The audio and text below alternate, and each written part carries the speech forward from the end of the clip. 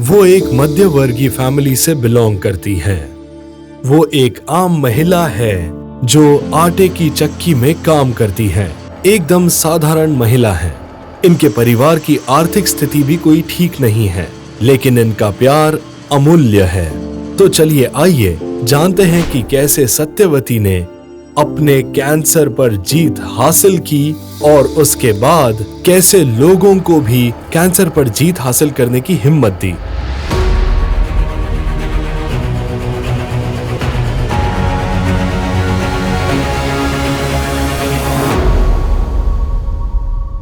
इनका नाम है कंचरापल्ली सत्यवती। उम्र है 55 साल। इनका गांव चिन्नापुरम, मछलीपट्टनम मंडल। दोनों पति पत्नी उसी चक्की में एक साथ काम करते हैं और इनका एक बेटा हैदराबाद में काम करता है और इनका दूसरा बेटा और इनकी बहू दोनों मिलकर एक सब्जी की दुकान चलाते हैं। सत्यवती पूरा दिन चक्की में काम करती हैं और जैसे ही उन्हें खाली समय मिलता है अपनी बहू की मदद करती हैं।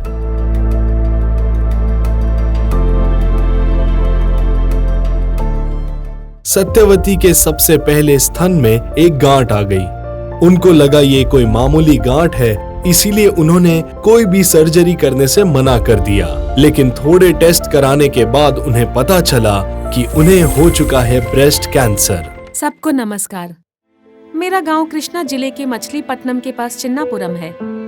मेरा नाम सत्यवती है। मेरे स्तन पर एक बड़ी सी गांठ हो गई थी। मैंने मछलीपट्टनम के एक अस्पताल में दिखाया। वहां इलाज किया और ऑपरेशन करके ट्यूमर को निकाला गया। उन्होंने मुझे बताया कि ये एक कैंसर युक्त गांठ थी।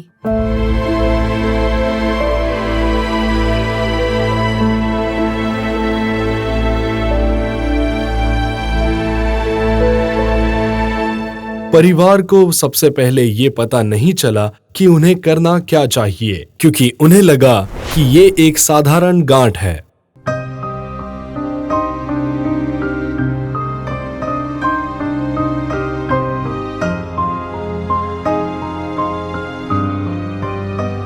कैंसर होने से पहले सत्यवती एक आम इंसान की तरह आम जिंदगी जी रही थीं। लेकिन जैसे ही उन्हें कैंसर हुआ, उनका सारा काम काज बंद हो गया और वो सारा दिन घर पर ही रहती। उनकी हालत सच में बहुत खराब थी। खाना भी नहीं खा सकती थी। एक टैबलेट लेने के लिए भी दर्द होता था मुझे। एक छोटी साइज की गोली भी नहीं ले पाती थी। बहुत दर्द सहा है मैंने। मेरी तो देखभाल भी मेरी बहू करती थी और मैं कुछ नहीं कर पाती थी। मैं नाउम्मीद हो गई थी। वो कोई भी चीज ठीक से खा नहीं पाती थी। चने के साइज की गोली को भी पीस कर पानी में मिलाकर देना पड़ता था। टेस्ट्स के बाद डॉक्टरों ने उन्हें ये बताया कि उन्हें हैदराबाद हॉस्पिटल जाना चाहिए। और जैसे ही वो हैदराबाद के उस फेमस हॉस्पिटल पहुंचे, उन्हें लगा यहाँ कैंसर ठीक हो जाएगा। लेकिन सिर्फ 1.5 महीने ही उन्हें आराम मिला और उसके बाद फिर से वही शुरू हुआ। लेकिन उसके बावजूद भी, सारी दवाइयों के बाद भी, उस कैंसर ने उन्हें परेशान करना शुरू कर दिया और वो और परेशान होती गईं। हम हैदराबाद के एक बड़े अस्पताल में गए। वहां उसे 8 कीमो दी गई और इस कीमो के बाद ऑपरेशन किया गया। ऑपरेशन के बाद करंट की ट्रीटमेंट की गई। उस ट्रीटमेंट के बाद हमें घर भेज दिया गया। उसके बाद वापस उसके सिर पर ये गांठ बनकर धीरे धीरे बढ़ने लगा। कीमो दिया गया मुझे। कीमोथेरेपी खत्म होने के बाद सर्जरी की गई और उस हिस्से से ट्यूमर को हटा दिया गया। इसे हटाने के बाद इलेक्ट्रिक ट्रीटमेंट दिया। इसके खत्म होने के 1.5 महीने बाद ही मेरे सर में फिर से एक गांठ हो गई। डॉक्टर्स का कहना है कि ये कम हो जाएगा, लेकिन ये फिर सिर पर वापस आ गया। परिवार वालों का साथ और प्यार देखकर उन्हें ये समझ आ गया कि उन्हें सर्जरी की बहुत जरूरत है। उन्होंने फिर वहाँ दोबारा ऑपरेशन करके करंट लगाया मुझे। हम उसे दोबारा ले गए। वहां ले जाने पर उसका फिर से एक ऑपरेशन किया गया। कीमोथेरेपी तो नहीं दी गई, लेकिन उसकी जगह ऑपरेशन करके उसे करंट दिया गया। लेकिन इसके बावजूद सत्यवती को कोई आराम नहीं मिला। लेकिन उनके परिवार वालों ने उन्हें पुनर्जन आयुर्वेदा के बारे में बताया और उसके बाद पुनर्जन के वीडियोस देखे उन्होंने, वो भी यूट्यूब पर। उसके बाद वो पुनर्जन आई। उनकी आयुर्वेदिक दवा अच्छा काम करती है।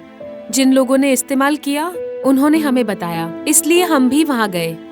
बाद में हमें बताया गया कि कुछ रिश्तेदार इस आयुर्वेदिक दवा का इस्तेमाल कर रहे हैं और ये बात जानने के बाद हम हैदराबाद में पुनर्जन के अस्पताल गए इलाज के लिए।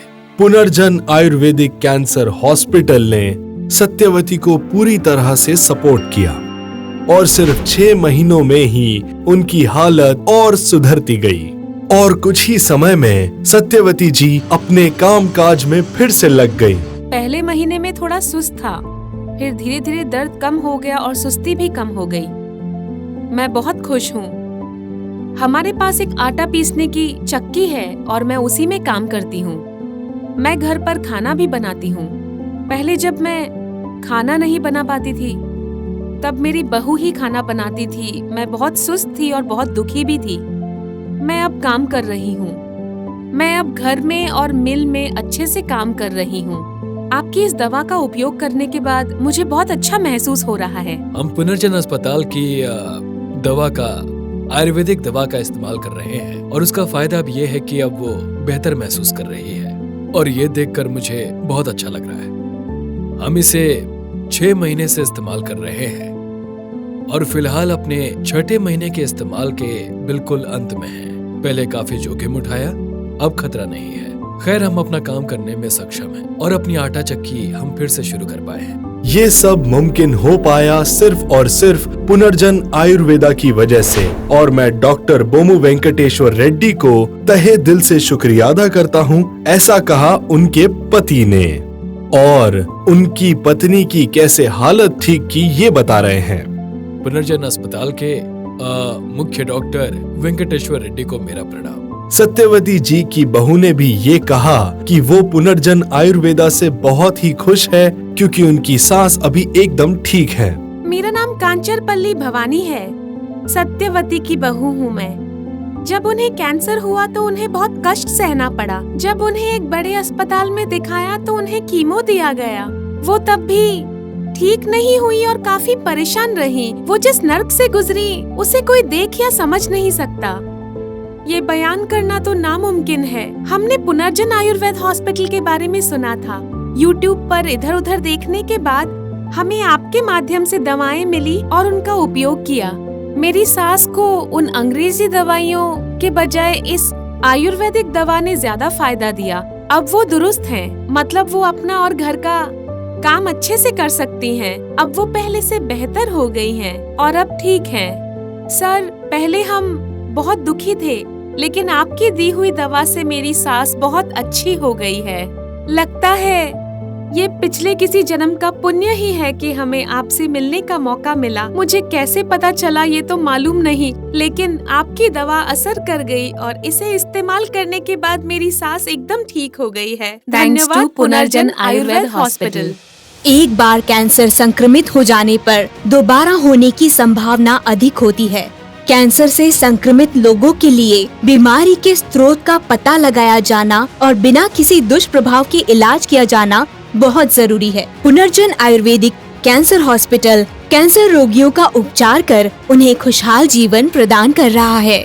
ये हॉस्पिटल है पुनर्जन आयुर्वेदिक हॉस्पिटल। आरोग्य ही महाभाग्य है और आयुर्वेद ही दिव्य औषधि है।